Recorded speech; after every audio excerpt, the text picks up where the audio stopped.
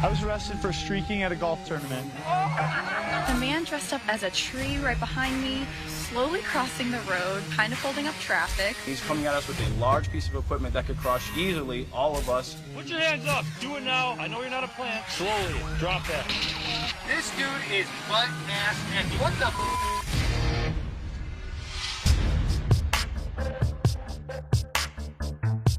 He's in the middle of number 1 and 2 lane southbound, right in the middle of traffic, oncoming traffic. He's gonna get hit is what he's gonna do. What the Meet Jonathan Menth. He was arrested for stealing an ATV and then illegally driving it on the highway, going in the wrong direction. And This dude is butt-ass naked. The cops have a rolling roadblock. I swear to God, there's like 12 of them behind us. White dude, naked as a jaybird, on an ATV, running against traffic on I-29. Me and my buddy started noticing all these helicopters as we're swinging onto the highway, and all the cops were kind of converging in, and it's like, what in the world is going on here? I mean, there's state troopers, the sheriff's department, helicopters up. And this wasn't Menth's first encounter with the law. Earlier that day, according to police, a Missouri State Highway Patrol officer saw him driving erratically in a stolen PT Cruiser with a flat tire. Tag guys. He's coming to you. Get him. He's right. They were trying. The officer tried to pull him over, Oh, God. I can't stay with him, man. I can't do it. but the chase was called off out of concern for public safety. The PT Cruiser was eventually found unoccupied, and Menth allegedly fled on foot until he came across an ATV with a key in it. The ATV belonged to Forrest Bryant. I assume this guy must have came through the window, which was really odd because there was a pedestrian door 5 feet away. I called the Kansas City Police Department. I pretty much figured I had an ATV stolen out of my barn. She said, well, what color is it? And I said, well, it's yellow. And she started to chuckle. It's unknown why Menth took his clothes off. Wow. It was about 20 or 25 that day. So he's going 60 miles an hour, butt naked. Not me.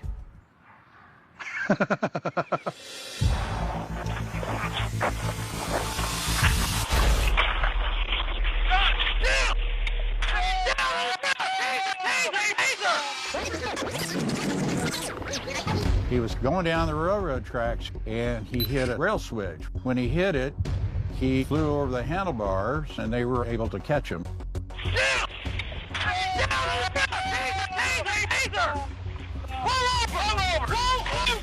Collector taking him into custody right here by the Samstown Casino.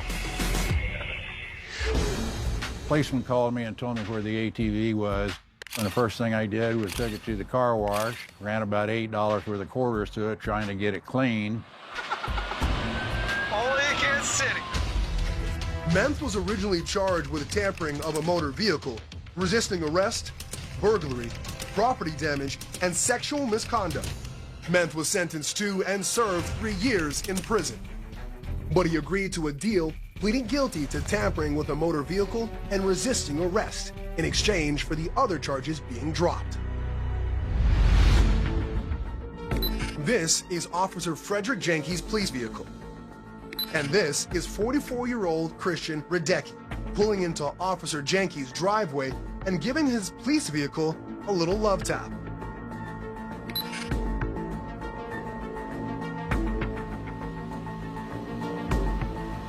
And this is Radecki dancing on Officer Jenke's police vehicle.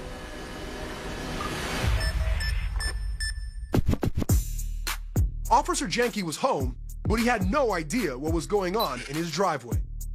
That particular day, I worked night shift, so I got off in the morning time, and I was actually inside the house sleeping. He's a fairly good dancer, probably dances better than I can.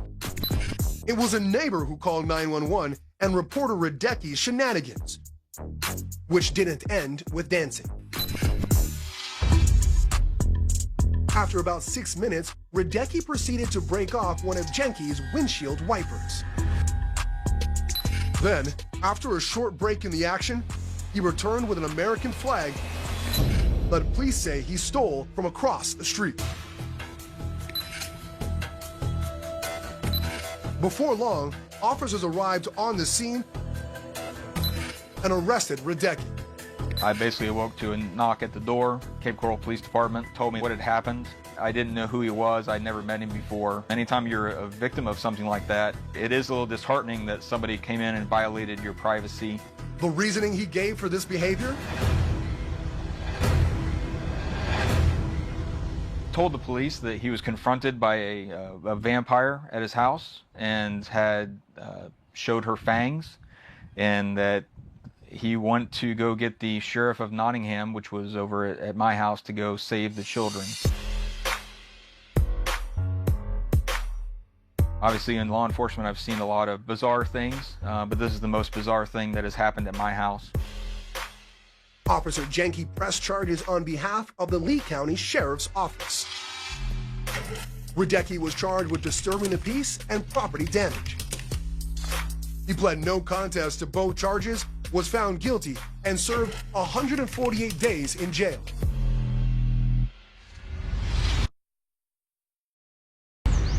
Some folks like to feed the birds in their yard. Others put out milk for a stray cat or two. But in Florida, come on, baby, they do things a little differently. Come on. Come on.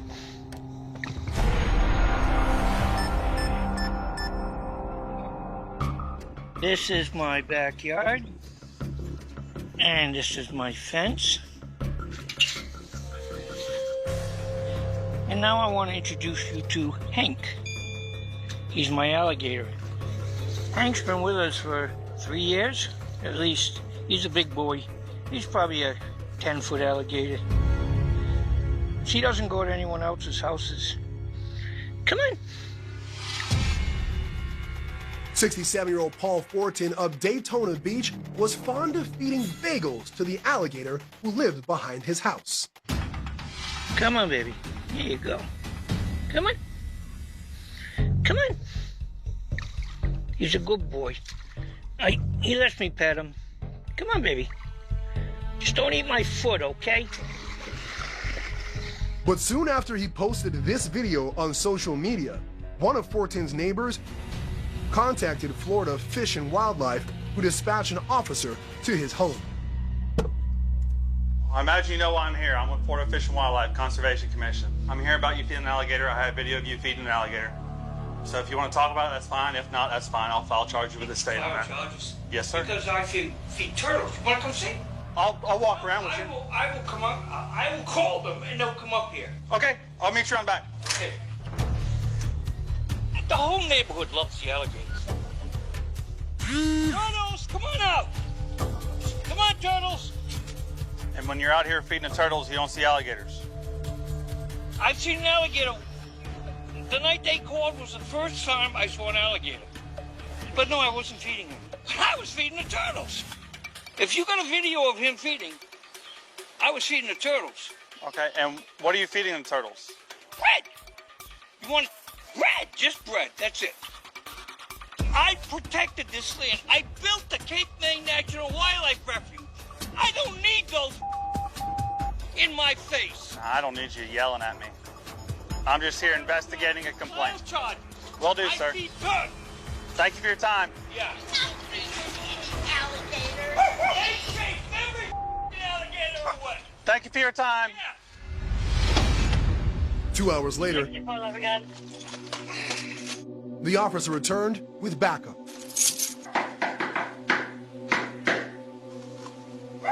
I see him. Fish and Wildlife. Hey, Paul, I think we got off to the wrong start last time, so we're going to try it again, all right? So the feeding of alligators and turtles is technically the same charge, which is a non-criminal infraction. Are you serious? Yes, sir. Yes. Yep, can't do that anymore. Technically the same charge. And because we got a complaint on it, our hands are kind of tied, so we have to write you a citation. But again, it's a non-criminal citation. It's not an arrestable offense, but you will be receiving a $100 citation. Well, unfortunately, we actually have a video of you feeding an alligator. So there's an alligator clearly. Well, I mean, we have a video of you feeding them. Show me it. Show me it. That's not my house. And this is my fence. That's not my house. He's my alligator. There's the It's not gator. there, correct, sir? Where? He's in the water. Freezing. There's you. Where? I'm in the woods. He's my alligator. Right there, sir. Yeah, that's an alligator. That's an alligator. That's an That alligator. looks like a turtle to me. Absolutely not. That's not. That's an alligator. Oh, right, You can- right, yeah, right. Okay, wait. Well, it doesn't matter. Why'd you arrest me? Why would you want us to arrest you? Because I want to show you that's a turtle. Well, it's against the law to feed turtles too. Do you understand? Okay, good. Let's go to court and say I can't feed a turtle. That's an option. That's an option, sir. You can take it to court. Why are you becoming so aggressive? Because Sir. I showed you. Sir. Didn't I pull the turtles? I said, come to the backyard. Sir, who's your Let me work pull for? the turtles. The turtles came, right? Paul, is that your first name? Can I call you Paul? Hey, you can't go. You can't go away. No. You can't go away. Hey, you can't go away. You can't go away. Stop resisting. Okay. Stop resisting. Are you going to sign the citation or no? I built the Sign the cave citation thing right now. Sign the citation right now. All right, turn around. Put your hands behind your back. Do what you gotta do. No, I'm not. You're all on video, by the way, so it's all everything's on recording. Good. I'm glad it is. Unlock me. I'll sign the citation. That's done. Okay. So you are going to jail. So glad this is all finished. I want to get arrested. Sir.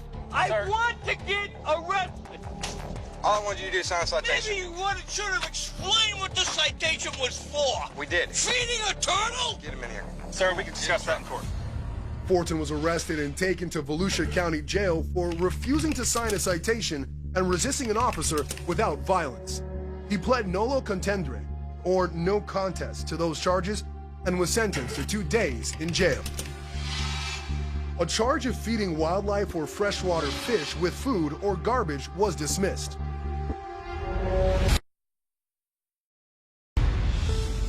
Shoplifters are a big problem for American businesses, large and small. Only about 2% are ever caught. So it's no wonder 46-year-old Darren Durant Jr. felt brazen enough to take it to a whole new level.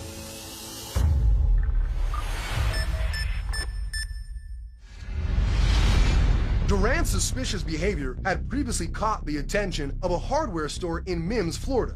But until recently, their security cameras were broken, so catching thieves was difficult. One store employee noticed that Durant always left in a red Jeep, so they took a picture of it just in case. Then, after an inventory check showed that 2 crossbows were missing, the store's manager fixed the surveillance cameras and eventually caught Durant stealing the same type of crossbow. After realizing it was attached to a display, Durant came back with snippers and clipped the 34-inch crossbow from his tethering, took it to a less conspicuous aisle, and stuffed it down his pants. The store's manager called the Brevard County Sheriff's Department, who ran the Jeep's license plate, matched it to Durant, and issued a warrant for his arrest. About 2 weeks later, he was tracked to a nearby drugstore and, after a short-lived escape attempt, was arrested. Durant, who already had multiple theft convictions on his record, pled guilty to a felony charge of petty theft with 2 or more prior convictions. He was sentenced to 27 months in prison. Liquor store robberies are fairly common crimes. Same goes for vehicle theft. But the crime that 38-year-old Joseph Martin tried to get away with was anything but common.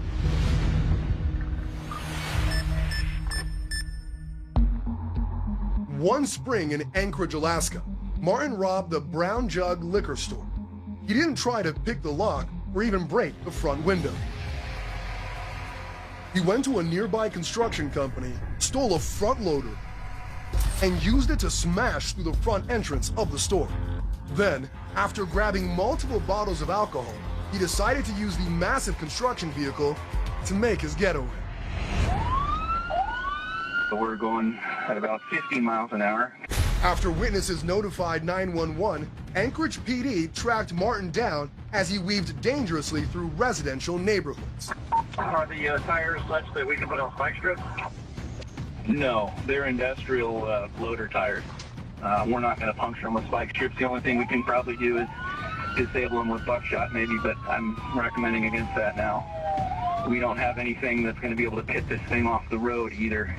Unable to get Martin to stop, officers shifted their focus to minimizing the potential damage to the public. Let's start shutting down major intersections as this guy gets close so we can protect the motorists out there. Then, suddenly, Martin made an abrupt turn, presenting the police with an opportunity. He's got nowhere to go now unless he goes through a fence. He went through the RV park. Tech 14, we might have to sacrifice some cars here. Let's stack up 3 or 4 cars at the entrance to this RV park. Now, trapped in the RV park, Martin was faced with 2 options: give up or smash his way out. Yeah, hold that area now, because he's going to be coming back out. Hey, sir, I'm going to park my car right here and get out. Yeah, we'll take these 3 cars and stick them right across the entrance. Overlap them so he can't just push right through it.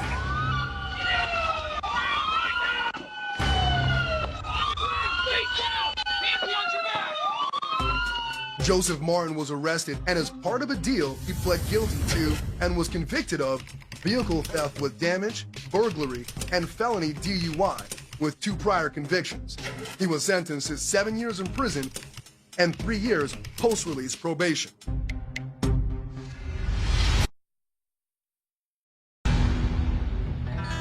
When 54-year-old James Nix arrived home in Jacksonville, Florida one June afternoon, Sir, Mr. Nix. Yeah, what happened? Do me a favor, go ahead and shut your truck off, please, sir. he was surprised to find deputies from the local sheriff's office waiting to take him into custody. Step out for me. I'll explain everything to you. Turn around. I'm under arrest. Yes, sir. Turn around. His crime? Man, I ain't done nothing wrong. The killing of Big Roo, the rooster who lived next door. So what am I being arrested for? The charge on the warrant is aggravated animal cruelty. Being attacked by a chicken. I wasn't here, bro. I know. His arrest made news all around the country.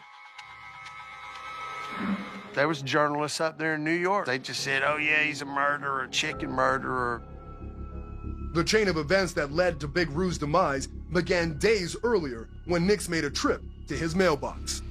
Me and my father, we went out to check the mail. We noticed the chicken, you know, walking around the yard, and it just come out of the bushes and just whacked him in the leg, you know, and cut through his jeans and bleeding, and got a stick and got it away, you know, it ran off. Show the back of your leg. You been around chickens? Here's what he done to me. Went in about that deep and ripped my skin. I wish I'd have got a damn warrant for him. All this is over a rooster. Several days later, on another trip to the mailbox, Nix had his own fateful run-in with the rooster. And now I get to my mailbox one morning, could hear that chicken running up on me. And I get about 10, 15 feet up in my yard, and you know, I've just got letters in my hand and flip-flops and a bathing suit, so no protection, and neck flares up. He's on his war dance. He's doing his war dance, you know.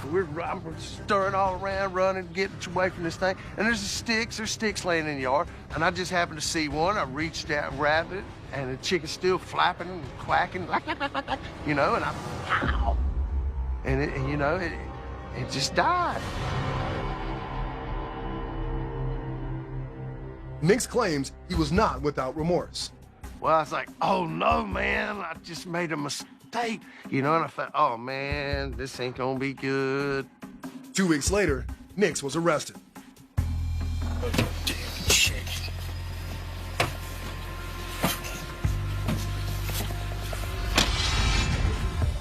He was charged with animal cruelty and spent 30 hours in jail before being released on bail. But the state attorney soon dropped the charges. Once she seen my father's leg, they had to shut it down. They had to drop the case without prejudice. You know, I didn't get a sorry, Mr. Nix, or, you know, here's the keys to the city of Jacksonville. You know, none of that. I mean, just it's like, oh, well, you know, they don't even want to admit to the mistake that they made. It was like it never happened. I mean, I forgive them. I forgive my neighbor. That's the right thing to do. You know, I'm just trying to keep some peace.